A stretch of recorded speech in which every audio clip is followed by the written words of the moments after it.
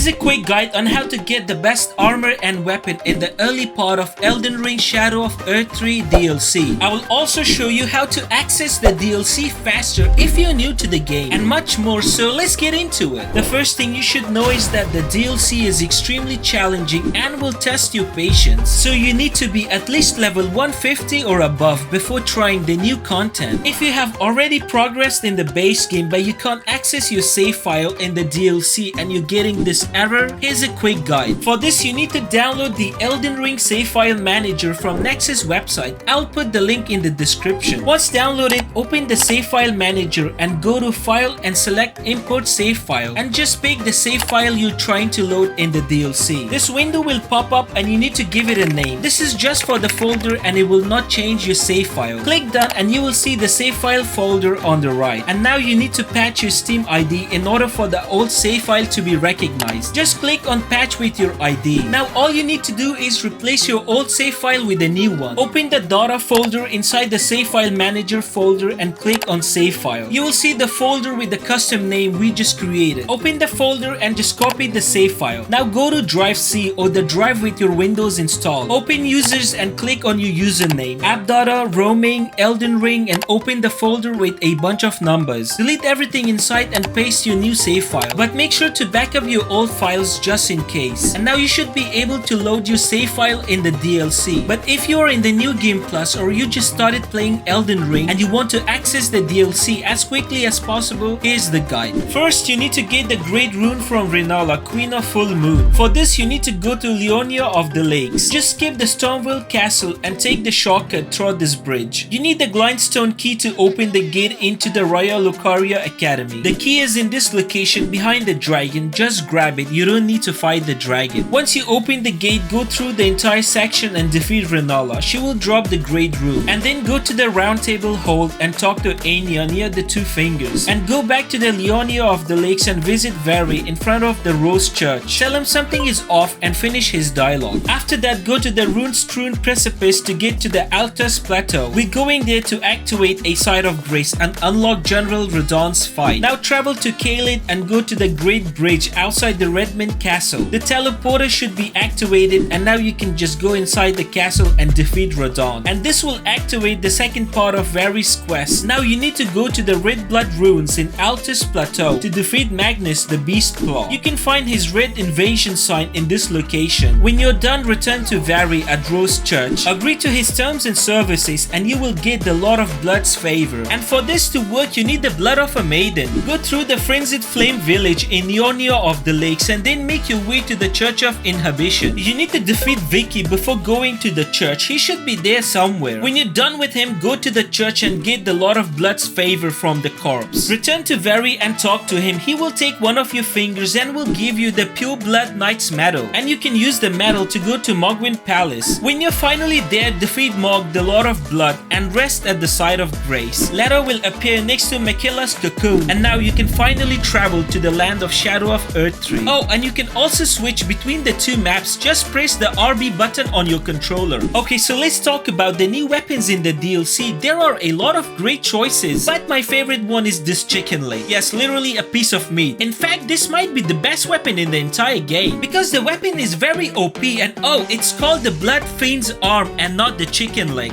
My bad. It's a bleed weapon and does a very high physical damage. When you do a charge heavy attack, it can cause any bleeding enemies to take up to 3 to 4k damage. And what's more baffling is that you can find it fairly quickly. Just go to the prospect town from where you spawned in the new map. There's a trick to getting up, but once you're there, make sure to defeat all the enemies. Afterwards, one of them will drop the weapon and you can just pick it up. And if you want to maximize damage even more, here are two of the best talismans for this weapon. The Axe Talisman, which will increase the attack damage of charge attacks by 10%, and the Two-Handed Swords Talisman, which will increase the damage of all attacks by 15%. And the best Ash of War attachment for this weapon is the Royal Knight's Resolve, which increases the damage by whopping 80%. And if you don't know how to get the Royal Knight's Resolve, here's a quick guide. Just go to the Raya Lucaria Academy and start from the schoolhouse classroom. Follow my exact path until you reach the giant wheel. Jump on the wheel and let it take you all the way to the bottom. Once at the bottom, let the Iron Maid kill you and make sure that her last attack is when she takes takes you inside. And when you respawn, you will be in this volcano manor. Don't worry about doing any quest lines or defeating any bosses, just follow my steps. When you reach the elevator, let it take you up, and from there go to the stairs and avoid the enemy if you don't want to fight him. Soon you will reach these giant spinning wheels. Just pull the lever and it will bring the bridge so that you can get across. Now this is important, follow very closely, jump on this wheel, go back a bit and try to sprint forward and jump. When you're close to the edge, again avoid the Iron Maid and go straight to the door. Take a right and go to the end and you will find the Royal Knight's Resolve. Attach the Royal Ash of War to your weapon and now you have one of the best weapons in the entire game. But let's hope they don't nerf it in the future. Okay, so let's talk about fashion now. The best armor you can find in the early game is the Solitude set. Just go to this location from where you spawned and defeat the Black Gold Knight. He's very hard to kill, but it's not impossible. First, you need to be at least level 150 or above and have a good weapon, like the Bloodfiend's arm. Second, don't let him get away from you because he will either shoot you with his fire arrows, which is very hard to avoid, or he will replenish his health if it gets too low. So you need to close the distance and keep attacking him. Once defeated, he will drop the Solitude set and it got a very high defense stats and it looks good. So you should be able to take more damage as you progress in the game. Okay, so now let's talk about the Spirit Ashes. Mimic Tier is the best Spirit Ash. Why is that, I hear you cry? Well, what's better than one of you? Two of you. Imagine two of you wearing the Solitude armor with two Bloodfiend's arm weapons. You could literally make any boss shake in their graves and they will have nightmares by just thinking about you. Now, how can I get the Mimic Tier Spirit Ash, I hear you cry? Well, you already did most of the work by defeating General Radahn. Now just go to the giant crater at the 4th height west. Follow my path and go down until you reach the Nocturne Eternal City. Keep going until you find the Mimic Tier boss. Before fighting him, unequip all your weapons and armor and join the battle. He will be naked just like you, and now use your remaining brain cells and grab your armor and weapon again and fight him. This should be the easiest boss fight ever. When you're done, just follow my path until you reach the Knight's Sacred Ground. Pay attention to where I'm going because it's a bit tricky to find the exact place. Soon you will reach the room, but you need a stone sword key to remove the whale. When you're inside, just kill the lady and grab the Mimic Tier Spirit Ash from the chest. And boom, now there's two of you walking around whenever you need yourself in a boss fight. Okay, so let's talk about the map locations in the DLC. There will be some spoilers, so if you don't want to be spoiled, skip this part. And for the rest of you, if you don't know how to get the map for this location, here's a quick guide. Start with the Moat Ruins and make your way to this lake. Go up to the end and you will find this cave. Get inside and keep going straight. Follow my path all the way to the Ancient Ruins base, Site of Grace. And if you keep going down, you will find the map in this location. And here's how to get the map for the southern shore. Make your way from the previous location to the Temple Town Ruins and jump down using the steps to get to the river bedside. Keep going until you reach another cave. This will be long and it's gonna spay you out in this location. And you can find the map here. Finally, if you don't know how to get the map for the Abyss, go to the main gate plaza and make your way up to the castle. From there, keep going until you find the ladder and descend down and make your way to the second ladder. Just follow my steps until you find this room. There will be an empty wall, but it's actually an invisible wall. Go through it and near the end you will find this coffin. Just get inside and let it take you down the waterfall. Once you're in this location, keep going down until you reach this place. Open the gate and you need to complete the Dark Light Catacomb to reach the Abyss. Once you're out of the catacomb, you will find the map in this location. And here's a video of me spending 300 days in Elden Ring. Go watch it, it's really good, trust me.